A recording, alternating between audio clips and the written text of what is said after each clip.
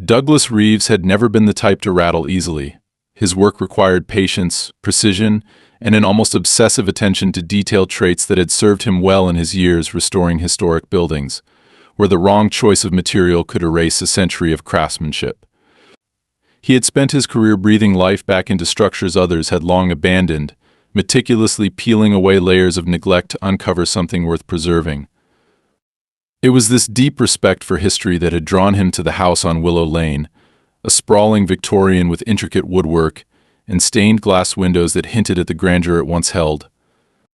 The house had been sitting vacant for years, its previous owner having left under vague circumstances, and though its bones were strong, time had not been kind to it.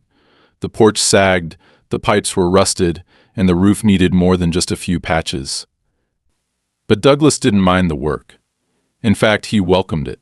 He had never been interested in sleek, modern homes with lifeless symmetry. He preferred places with character, places that had stories to tell. And yet, from the moment he moved in, it became clear that his presence was unwelcome. At first, the unease was subtle, nothing more than a sense that he was being watched. The street was quiet, lined with homes that all seemed to share a uniform perfection: fresh coats of paint, neatly trimmed hedges, identical mailboxes standing like sentinels at the edge of each driveway. The residents were polite, but their politeness carried an edge, a sort of forced civility that suggested he was tolerated rather than accepted. None more so than Karen LeMay, the self-appointed guardian of neighborhood order. She had introduced herself within hours of his arrival, standing at the edge of his porch with a carefully composed smile and a bottle of wine that felt more like a peace offering than a gift. She was friendly in the way people were when they were trying to decide if you were a threat, her questions pointed yet wrapped in a thin veneer of politeness. How long had he planned to stay? Was he aware of the neighborhood guidelines? Had he considered repainting the house a more fitting color? The way she spoke, it was as if the house did not truly belong to him but rather to the community, and he was merely its latest custodian. At first, he brushed it off as nosy neighbor behavior, the kind of meddling that came with living in any established neighborhood. But soon, the interference escalated. Notes began appearing in his mailbox, typed in the same generic font, unsigned yet unmistakable in their tone. Your renovations are disrupting the harmony of the street. This house has a legacy. Tread carefully. Some things are better left untouched. They were not threats. Not exactly, but they carried a quiet authority that unsettled him. Contractors he hired would suddenly cancel without explanation. Calls to the city for permits would be met with delays and missing paperwork. Even the most routine repairs, fixing the fence, replacing outdated plumbing, were met with complaints from the neighborhood board, which, unsurprisingly, Karen chaired. It was clear that this was not just about one man restoring an old house. This was about control. Still, he pushed forward, refusing to be intimidated, until the morning he woke to find himself a prisoner in his own home. It had started with a sound, a low rhythmic thudding that did not belong, the kind of sound that wormed its way into consciousness even before he was fully awake. When he stepped outside, the air was thick with the scent of fresh mortar, and the source of the noise became horrifyingly clear. A wall. A brick wall was being built around his property, stretching high enough that it would soon block the view entirely. Workers in dark overalls moved methodically, stacking heavy bricks with quiet efficiency, their faces impassive as if they had done this 100 times before. He stared, struggling to process what he was seeing, the sheer absurdity of it.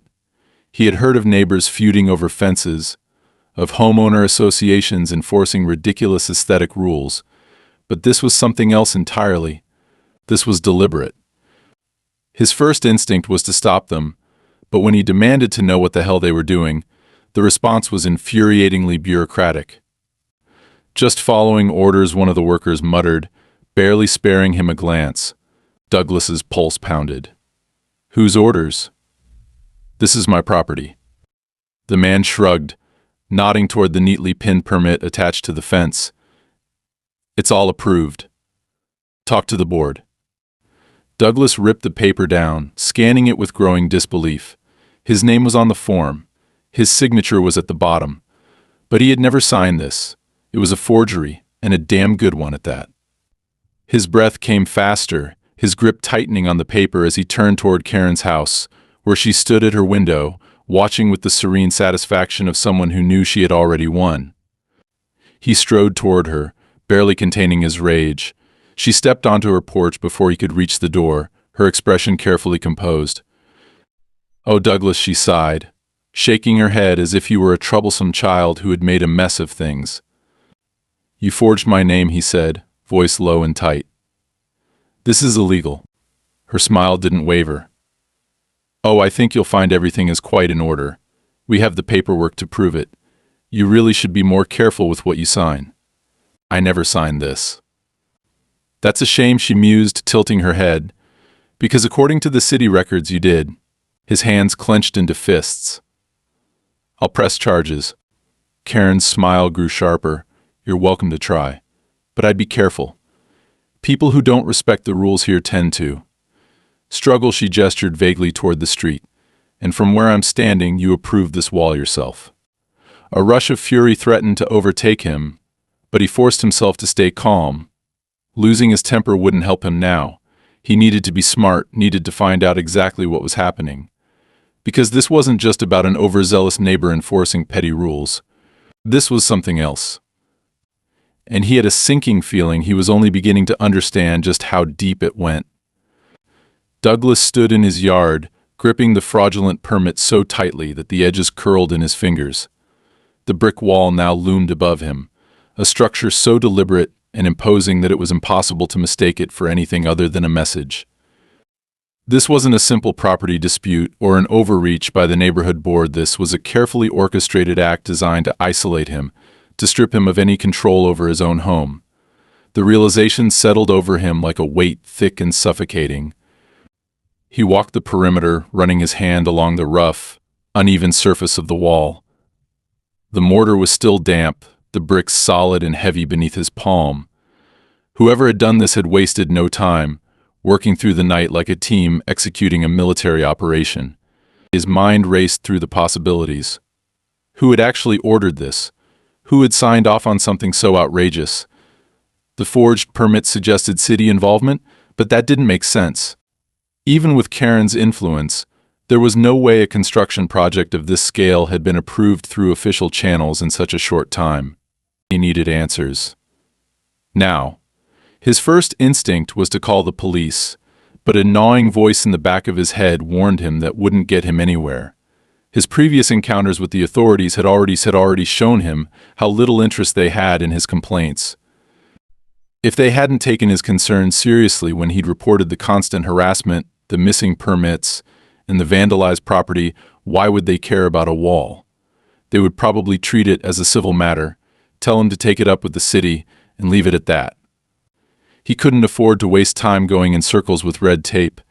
Instead, he turned to the only option that made sense, going straight to the source. He crossed the street, barely restraining himself from breaking into a full stride as he approached Karen's house. The woman had been watching him from her window earlier, savoring his reaction like a predator watching trapped prey. Now, as he reached her front steps, the curtain twitched slightly before falling still. She had been expecting him. He rapped his knuckles against the door, each knock sharp and deliberate. Seconds passed, a minute. He was about to knock again when the door creaked open, revealing Karen standing there in a pale blue cardigan, holding a steaming cup of tea. She looked completely at ease, as if this were just another pleasant morning in her perfectly curated world. "Douglas," she greeted, her voice warm but with an unmistakable undercurrent of amusement. "I had a feeling I'd be seeing you today." "Cut the act," he said, his voice controlled but firm. "What the hell is going on?" Karen sighed, stepping aside and gesturing for him to enter. He hesitated for a fraction of a second before stepping over the threshold. The inside of her house was just as pristine and suffocatingly perfect as the outside, decorated in neutral tones, every piece of furniture arranged with clinical precision. It smelled faintly of lavender and something else, something chemical and artificial that he couldn't quite place. She led him into the sitting room, where a single chair sat facing a bay window overlooking his house and the massive wall now enclosing it. It was positioned deliberately, as if she had spent hours just sitting there, watching his life be dismantled brick by brick. I assume you're here about the construction, she said, settling into her chair and taking a slow sip of her tea. You know damn well why I'm here, Douglas snapped. Who approved this? Who forged my name? Karen tilted her head, her expression one of almost childlike innocence. Oh, Douglas, you always assume the worst, she set her cup down on a delicate porcelain saucer. No one forged anything. The paperwork is completely legitimate. The city approved the project and the necessary permissions were obtained. You really should be more careful with what you sign. His stomach turned. The calm certainty in her voice unsettled him more than outright denial would have. I didn't sign anything, he said slowly, forcing himself to keep his voice level. And I know damn well that no city office approved an illegal structure overnight. Karen gave a small, pitying smile. You're thinking about this all wrong. You're acting as if this is some sort of conspiracy against you, when really it's just about maintaining order. We take care of our own here, Douglas. And that house, your house, it's always been a bit problematic. Douglas stiffened. Problematic. She folded her hands in her lap, studying him.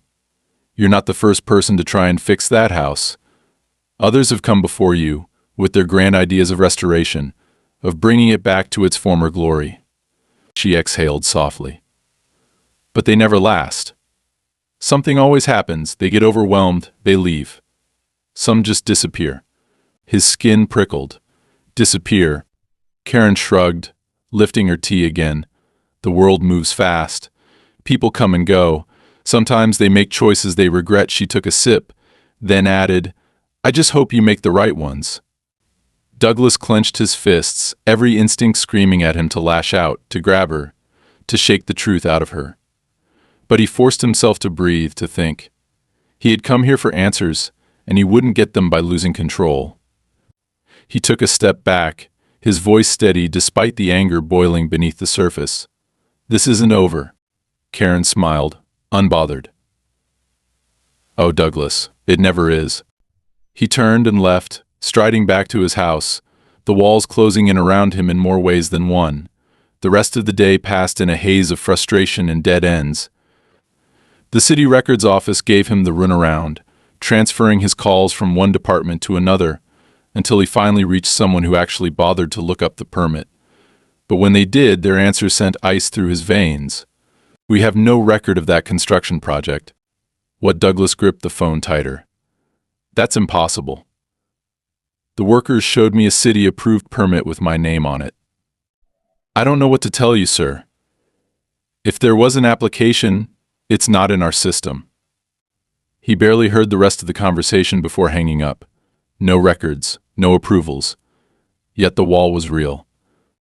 That night, as he sat in his darkened house, staring at the brick barrier through his window, he knew one thing for certain. Karen wasn't just trying to control him. She was trying to erase him. Douglas spent the rest of the evening trying to make sense of what was happening. Every rational thought told him this was absurd, that a neighborhood committee, no matter how powerful, couldn't simply wall someone inside their own home. And yet, there it was, a solid brick wall, stretching around his property like a fortress, its mortar still damp from the rushed construction. The city claimed they had no record of the permit, yet the workers had shown him one with his name on it. The police would likely call it a civil dispute, telling him to hire a lawyer and take it to court, a process that could drag on for months while he remained effectively trapped. There had to be another way. His first thought was to simply knock the wall down. He had tools, sledgehammers, crowbars, everything he needed to tear it apart brick by brick. But something about Karen's demeanor, the way she had looked at him with that self-satisfied smirk, made him hesitate. This wasn't just about intimidation. There was something calculated about the way she operated, as if she already knew what steps he would take and had plans in place to counter them. Destroying the wall would likely trigger something worse, maybe an immediate police response, maybe some legal trap that would pin him as the aggressor. He needed to think this through. Instead, he spent the night gathering evidence. He took photos from every angle, documenting the wall's structure, the permits, even the cement still drying in the cracks. He checked the foundation, running his hands along the bottom layer of bricks, searching for any clue as to how deep it went. It was then that he noticed something odd. The bricks weren't new. The color was inconsistent, and as he brushed away the dust, he saw faded markings along the edges, barely visible beneath layers of grime. These bricks had been used before. He pried one loose, careful not to cause too much damage, and turned it over in his hands. There was an engraving on the side, nearly worn away with time. West Haven. The name sent a jolt through him. He had seen it before, buried deep in the city records when he had researched the house's history. West Haven had been the name of an old residential area on the outskirts of town, long since demolished to make way for new developments. The entire neighborhood had been wiped off the map decades ago, its residents relocated, their homes razed.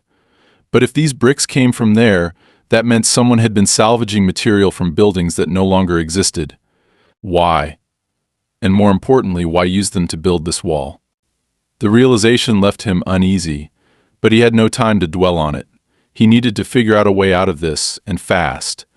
Climbing the wall was out of the question. It was too high, too solid. But there was still one way out: the basement. When he had first moved in, he had noticed an old storm cellar at the back of the property, half buried beneath overgrown ivy and years of neglect. He hadn't paid much attention to it then, but now it could be his only escape route. He grabbed a flashlight and made his way down, pushing aside the clutter that had accumulated over the years. The heavy wooden doors groaned as he pried them open, revealing a narrow passageway leading underground. The air was thick with dust, the scent of damp earth filling his lungs as he stepped inside. The passage was older than the rest of the house, the walls lined with stone rather than brick. It was narrow, just wide enough for a person to squeeze through, and it seemed to lead beyond the perimeter of the wall. He moved cautiously, the beam of his flashlight cutting through the darkness, illuminating the rough surface of the tunnel. It should have led to an exit point, an old storm drain, or an abandoned well, but after several minutes of walking, he found himself standing before something entirely unexpected. Another wall. Unlike the one above ground, this one was different. It was older, the bricks crumbling at the edges, the mortar cracked and flaking, and at its center, barely visible beneath layers of dirt and decay, was a door. Douglas hesitated, his fingers hovering over the rusted handle. The existence of this tunnel was strange enough, but the fact that someone had gone through the trouble of sealing off an underground passage meant that there was something on the other side they didn't want anyone to find. He tested the handle, but it wouldn't budge, rust and time having fused it shut. He stepped back, gripping the crowbar he had brought with him, and drove it into the gap between the door and the frame, prying with all his strength. The wood groaned in protest before finally giving way, the hinges snapping with a sharp crack. The space beyond was pitch black. He stepped inside, his flashlight revealing what looked like an abandoned room, its walls lined with wooden crates and rusted metal shelves. Papers littered the floor, yellowed with age, the ink faded but still legible. He picked up one of the documents, brushing off the dust. It was an old property deed, dated 50 years ago. The name on it sent a chill down his spine. His address. He flipped through more papers, scanning the names. They were all property deeds, all listing homes that should have still existed, but many of them didn't. Some of the houses had been torn down, replaced by new developments, while others had simply vanished from city records. It was as if someone had been systematically erasing properties, removing any trace that they had ever been there. The pieces started falling into place. This wasn't just about Karen or the neighborhood board enforcing arbitrary rules. This was something bigger. The wall, the falsified records, the disappearing homeowners. Someone had been manipulating property ownership for decades, and his house was just the latest target. A noise echoed through the tunnel, snapping him out of his thoughts. Footsteps, slow, measured, coming from the entrance. Douglas killed the flashlight, pressing himself against the wall, his heart hammering in his chest. The steps grew closer, the sound of boots scraping against stone. Whoever it was, they weren't in a hurry. They knew he was here. They had been waiting for him to find this place. A figure stepped into the faint glow of ambient light filtering through the cracks in the tunnel ceiling. Karen. She stood there, her expression unreadable, her hands folded neatly in front of her. "You really should have stayed inside, Douglas," she said, her voice calm, almost disappointed. He tightened his grip on the crowbar, his mind racing through his options. He could rush her, try to force his way past, but something about her stance, the quiet certainty in her eyes, told him that wouldn't work. She wasn't alone. She took a step closer, her voice dropping to a whisper. "You think you've uncovered some great mystery," she said, shaking her head. "But you're not the first, and you won't be the last. You've seen the records. You know what happens to people who don't belong." Douglas didn't move, his breathing slow and controlled. Karen smiled, tilting her head slightly. "The wall is just the beginning, then." Before he could react, the tunnel lights flickered on, revealing 3 more figures standing behind her. The exit was gone. Douglas had never considered himself an easy man to intimidate. He had spent years working in places most people would have deemed unsafe, crawling through the rotting beams of abandoned buildings, peeling back layers of history that others had chosen to forget. He had been in dangerous situations before: collapsed structures, unstable scaffolding, places where one wrong step meant disaster. But this was different. This wasn't about an old house fighting against time. This was deliberate. This was controlled. This was a game where he didn't know the rules, and worse, he didn't even know who was playing. The tunnel lights buzzed faintly, casting a dim, yellowish glow that flickered at the edges. Karen stood in front of him, her posture relaxed but her presence suffocating. Behind her, the 3 figures were motionless, their faces partially obscured by shadow. They weren't construction workers. They weren't city officials. They were something else entirely. Douglas kept his grip firm on the crowbar, but his mind was working faster than his hands. The fact that they hadn't moved, hadn't reacted, meant that either they didn't see him as a threat, or they wanted him to make the first move. Either way, it put him at a disadvantage. Karen let out a soft sigh, as if disappointed in him. "You're making this harder than it needs to be," she said, her voice carrying the kind of practiced patience reserved for misbehaving children. "All we've ever asked for is cooperation, but you just couldn't leave well enough alone, could you?" Douglas didn't answer. His eyes flicked to the documents scattered across the floor, the old deeds with names that had been scrubbed from the city's records. He had stumbled onto something bigger than a neighborhood dispute, bigger than Karen's petty need for control. The wall, the falsified permits, the disappearing houses. This was about erasure. Not just forcing people out, but making it so they had never been there to begin with. "You're going to fix this," Karen continued, stepping forward slowly. "You're going to walk out of here, and you're going to let this place be. Because I promise you, Douglas, you don't want to see what happens when people don't listen." Douglas let out a slow breath. If she was talking, she wasn't acting. That meant she still thought she could manipulate him, still thought she could scare him into compliance. But he had already come too far. He had already seen too much. Whatever this was, it had been going on for decades, maybe longer. The bricks in the wall above, salvaged from homes that no longer existed, the storm cellar that had led him here, the names on the papers. Someone had been pulling the strings of this neighborhood for a long time, and Karen was just the latest face of it. His fingers tightened around the crowbar, but he didn't lift it. If they wanted to force him out, they would have done it already. That meant they needed something from him. His compliance, his agreement, a signature maybe. That was their game. Everything had to look official. Everything had to look voluntary. They had erased people before, but not through brute force. They made them disappear on paper first.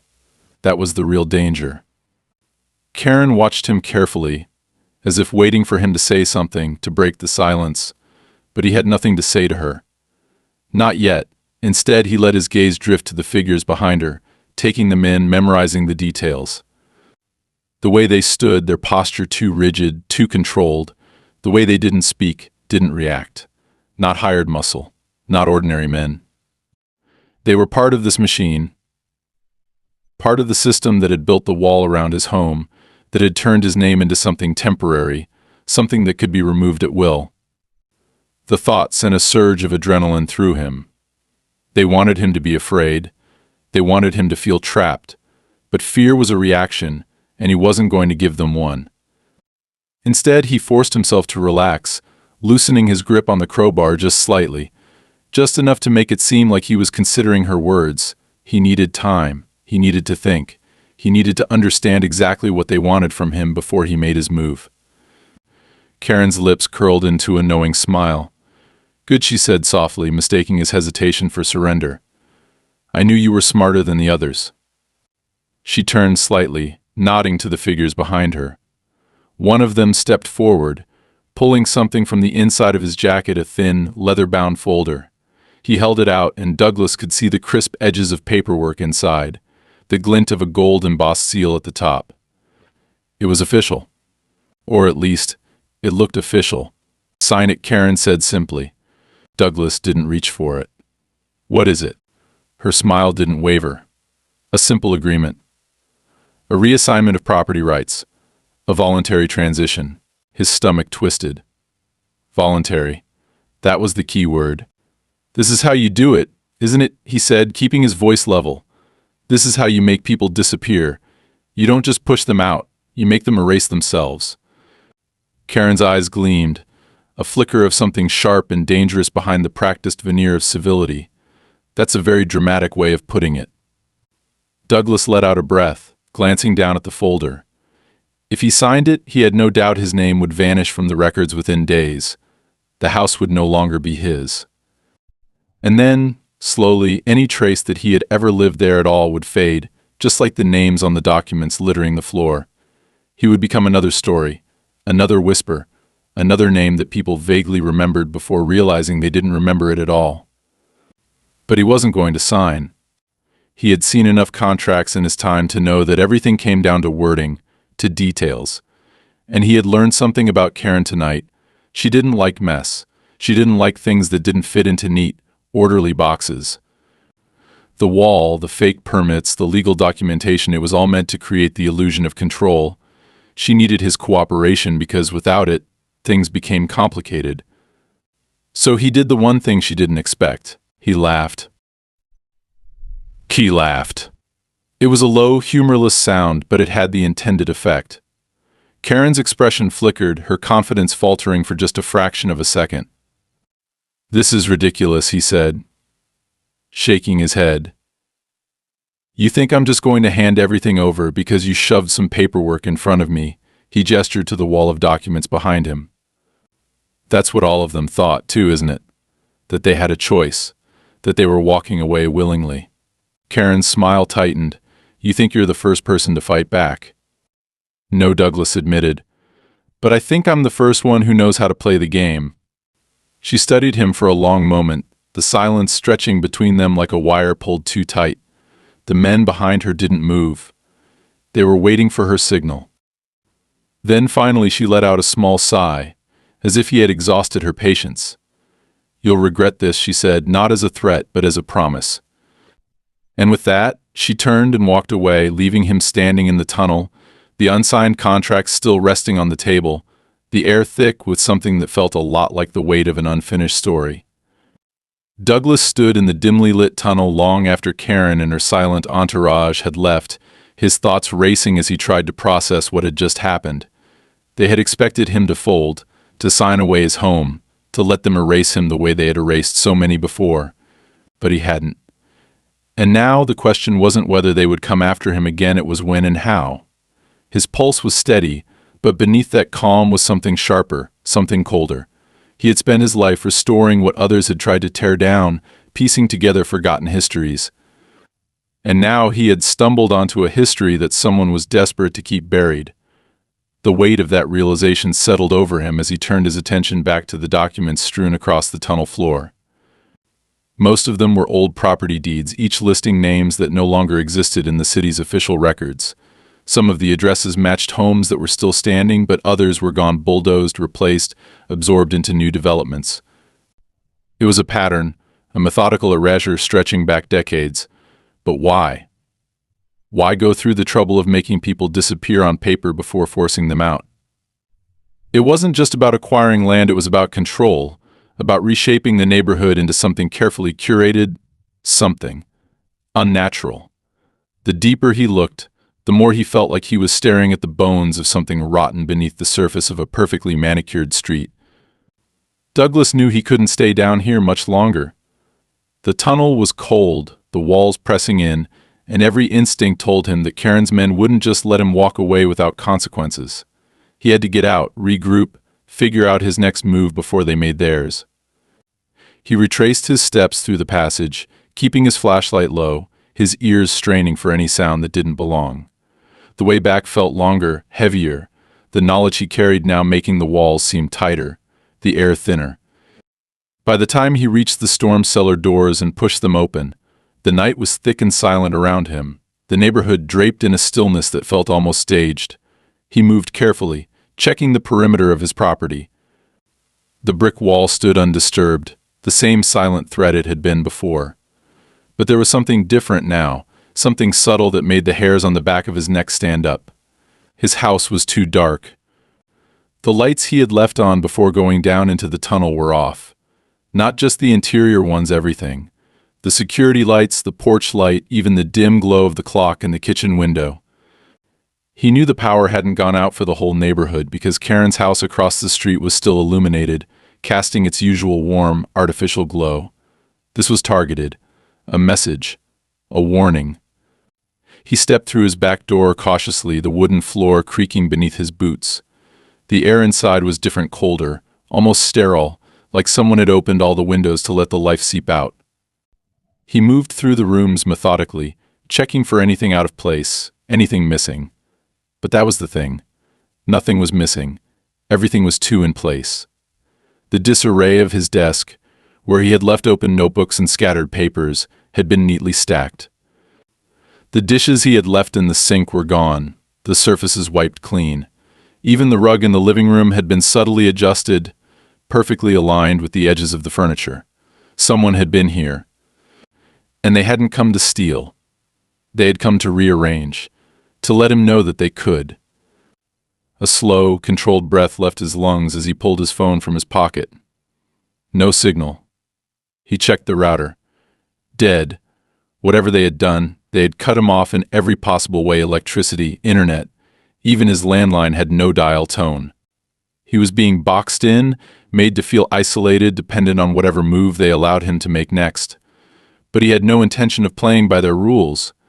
If they thought shutting him down would make him more compliant, they were about to be disappointed. He grabbed his car keys and headed for the garage. If he couldn't call for help, he would drive out, get to someone who could actually do something. But the second he stepped into the garage, he stopped cold. His car was gone. Not broken into. Not vandalized. Just gone. The empty space where it had been parked was clean, almost surgically so, like it had never been there at all. He turned back toward the house, jaw clenched, muscles tensed, every nerve in his body screaming at him to expect the worst. And then, before he could take another step, a single sound cut through the silence. A phone ringing. Not his.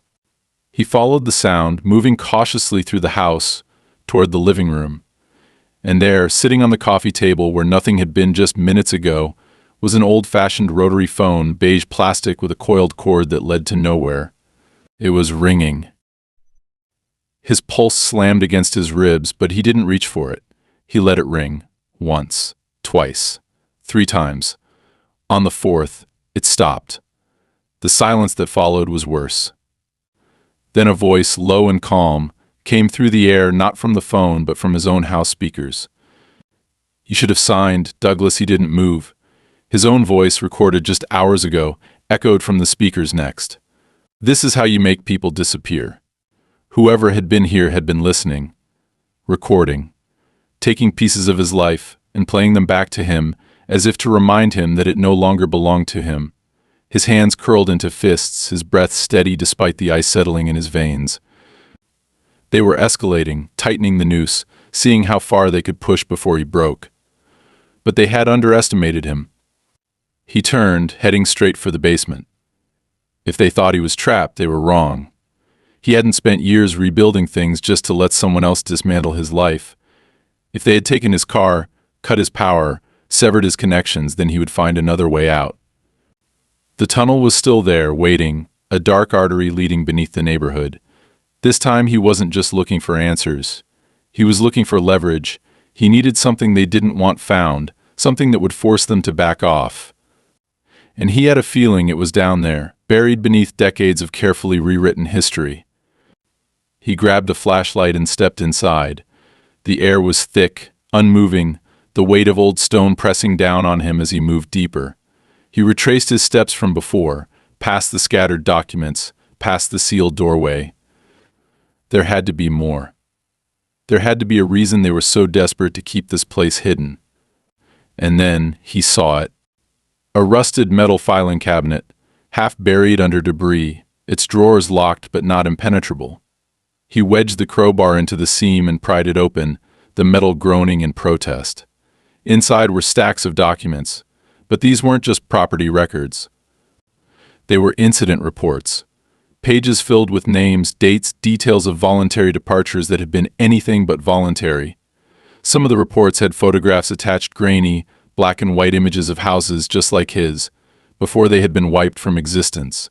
One in particular made his stomach drop. A photo of his own house, dated 5 years before he had moved in, and beneath it, a name. Not his, not the previous owner's. Someone who was never listed in any public record. His blood ran cold. He wasn't the first person to live in that house. He was just the first one who was supposed to remember. Douglas had seen enough. The rusted metal cabinet, the carefully hidden reports, the grainy black and white photographs of houses that no longer existed. This wasn't just about his home. This wasn't about property disputes or neighborhood regulations. This was a system. A machine designed to erase people, to wipe them from records, to dismantle the very fabric of their existence piece by piece until there was nothing left, and he had been marked as the next to disappear. He flipped through the files rapidly, his breath steady but his pulse hammering in his throat. Some of the reports dated back decades, listing names that had long since been scrubbed from the city's archives. Others were newer, recent enough that the ink hadn't fully dried, recent enough that the people in them should still exist. But they didn't. He scanned the documents, noting a pattern. Each report followed the same process: initial complaints filed by the neighborhood board, legal notices, forged signatures, financial discrepancies appearing out of nowhere, utilities cut, communications severed. And then, finally, a voluntary departure. Only these people hadn't left. They had been erased. His fingers tightened around the paper, the edges curling as realization set in. He had thought Karen was the orchestrator, the one pulling the strings, but now he saw the truth: she was just another cog in the machine. She wasn't working alone. The board, the city offices that had ignored his complaints, the construction crews that had built the wall without hesitation, this went beyond her. And that meant he wasn't just fighting one person, he was fighting all of them. A noise from above made him freeze. The sound of movement, of deliberate footsteps echoing against the cold stone walls. He had been so focused on the documents that he hadn't heard them coming. He shut the file cabinet quickly, shoving the papers into his jacket. The flashlight beam trembled slightly as he turned toward the tunnel entrance, heart pounding against his ribs. He had planned to get out quietly, to take what he had found and figure out his next move. But that wasn't an option anymore. They were here. And they weren't trying to be subtle. The footsteps grew louder, the scrape of boots against concrete. Multiple people. He could hear the way they moved, slow, deliberate, controlled. They weren't searching for him. They knew exactly where he was. His options were limited. The tunnel only had 2 exits: the storm cellar, which they had likely already blocked, and the sealed door at the far end, the one he had broken open the first time he had come down here. He had no idea where it led beyond that first chamber, but he didn't have time to think. He moved quickly, keeping the flashlight beam low as he crossed the room, his mind running through possible scenarios. If they caught him here, he was done. There would be no police reports, no missing person alerts. He would simply stop existing. He slipped through the broken door, just as the first figure appeared in the tunnel's entrance. He didn't see their face, but he saw the beam of their flashlight sweep across the space he had just been standing in. They hesitated for a moment, then stepped forward, signaling the others behind them. They weren't in a hurry. They knew he had nowhere to go. Douglas moved faster, his breath measured, his footsteps careful against the damp ground. The new section of the tunnel was narrower, older, the walls rougher, lined with decaying wooden beams. The air smelled different here, heavier, like stagnant water and rust. He could hear them behind him, their movements deliberate, unhurried. They were pushing him forward, steering him toward whatever lay ahead. Then he saw it. A staircase. It was made of stone, uneven and crumbling, leading upward. Not toward his house, but somewhere else. Somewhere else. Somewhere outside the enclosed walls. His pulse quickened. If he could reach it, if he could get above ground, he might have a chance. He took the steps two at a time, ignoring the way they shifted beneath his weight, the sound of loose gravel skittering down into the darkness below. The air grew warmer as he climbed, the scent of damp earth replaced by something fresher outside air. He was close. He could feel it. Then, as he reached the top, he saw the door, and standing in front of it, waiting, was Karen. She wasn't smiling. She wasn't taunting him. She simply stood there, watching as he came to a halt, his breath sharp, his fists clenched. Behind him, the footsteps grew louder. They had closed the distance. Karen tilted her head slightly, eyes flicking to the papers stuffed into his jacket. "You should have signed." Douglas's jaw tightened. "That's not going to happen." She sighed, almost regretful. "You don't understand what you're doing." "I understand perfectly," he shot back. "I understand that I was never supposed to find this place. That none of them were." He nodded toward the documents. "But I did. And now you don't get to pretend it never happened." Her expression remained unreadable. "You think you can stop this?" "I think I can make it messy," he said evenly. "And I don't think you like mess." That made her pause. He saw it, the flicker of hesitation, the calculation. He wasn't wrong. Everything about this operation was designed to be clean, no forced removals, no police involvement, no bodies. Just people who chose to leave, who vanished without struggle. If he broke that pattern, if he forced their hand, it would bring attention. And attention was the last thing they wanted. Behind him, the figures had stopped. Waiting, Karen exhaled slowly. Then, without looking away, she stepped aside. The door was open. Douglas didn't hesitate. He moved past her, out into the night air, his body tense, waiting for a last-second betrayal. But none came. He was outside. But he wasn't safe. Karen's voice followed him as he stepped into the empty lot beyond the tunnel. "You can leave, Douglas. But it won't matter. You don't own that house anymore. You don't exist in the system. There's nowhere to go." He turned back, eyes sharp. "We'll see about that," she smiled then. Just slightly. "Yes, we will." And then the door shut. Douglas stood there for a long moment, the cold night air filling his lungs, his pulse still hammering in his ears. He knew this wasn't over. He had gotten out. But that was only because they had let him. They believed he had nowhere to turn, no way to fight back, but they were wrong. Because he still had the files. And if they thought they could erase him, they were about to find out just how much damage a man could do when he had nothing left to lose. Douglas didn't stop moving until he was well away from the tunnel entrance, his breath steady but his mind racing. He had expected them to drag him back, to make him disappear like all the others, but they hadn't.